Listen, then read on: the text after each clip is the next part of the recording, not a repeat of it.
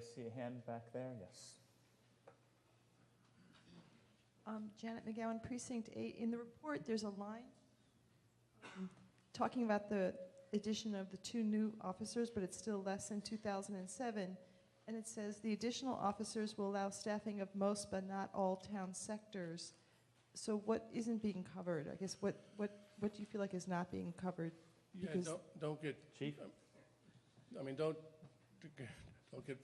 fret over it. What happened was in 2009 when I became police chief, I changed a couple of major things. I changed were how officers were responsible for police sectors. I wanted them to be more proactive, get out in the community, have community meetings and things like that. So we put a lot more emphasis on officers going out and problem solving and speaking with neighborhood groups and setting up meetings and that sort of thing.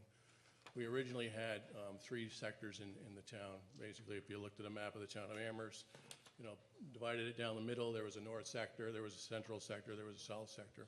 We broke it down a little bit smaller so that officers didn't have such large areas to work and they can concentrate more on the sectors that they were assigned to. So there are now 6 sectors, but we didn't have enough patrol officers to fill each individual sectors on all shifts.